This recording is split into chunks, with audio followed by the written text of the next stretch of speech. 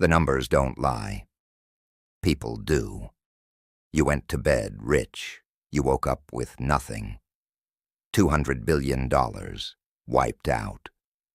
I'm Professor Ledger. Today we're looking at the Great Depression, how a country tripped over its own shoelaces and fell into the abyss. The war is over. America is throwing a party. Factories are printing money. New York's skyline is climbing, and jazz is everywhere. Don't forget to follow my account, my children. Economists were on the radio saying, "The good times are here to stay." People believed it. They drank the champagne and never checked the bill.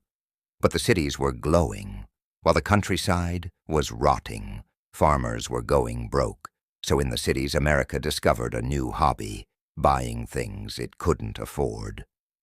Want a radio? Finance it. Stock in a company that makes hats for dogs? Absolutely finance it.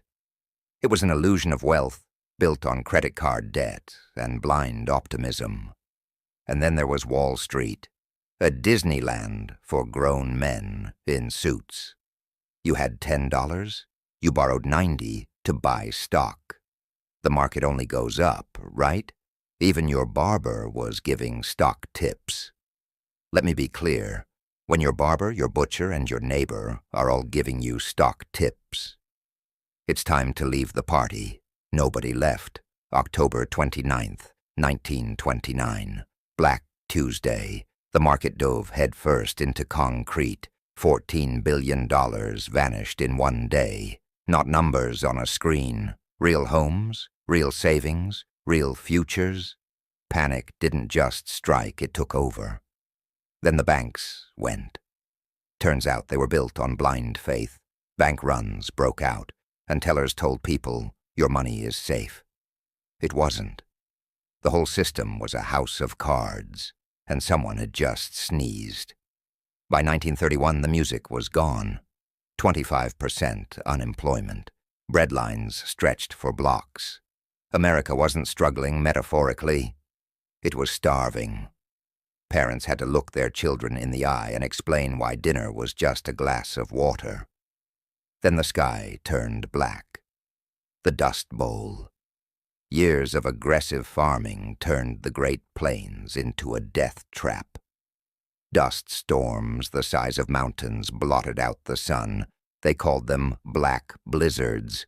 Families coughed through the night and woke up coated in the very earth that used to feed them. Millions packed up and drove west, chasing a dream that usually ended in bust. In 1932, World War I veterans marched to Washington for their promised bonuses. Congress said no. Hoover said no. And then he sent the army. Tear gas, burning tents. The government turned its weapons on its own heroes. It was the moment America realized things had truly hit rock bottom. March 1933. FDR stepped up. The only thing we have to fear is fear itself. He didn't just give a speech. He gave the country a path out. He built dams, schools, and roads. He created the SEC to keep Wall Street honest, and Social Security to say, "We see you. You matter." For the first time in years, the country dared to breathe. A photographer named Dorothea Lange captured the era with one photo. A mother in a migrant camp. Just a mother. 3 kids. Tired eyes. That photo became the face of an era. Her eyes didn't say, "We're saved." They said, "We're still here." The Great Depression didn't end with a parade. It ended with blistered hands, legislation, and a decade of very hard work.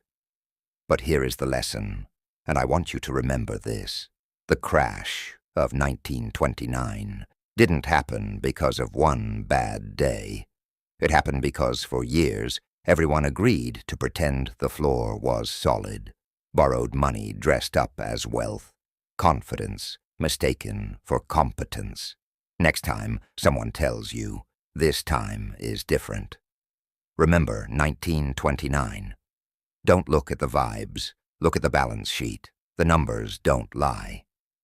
People do. Don't forget to follow my account, my children.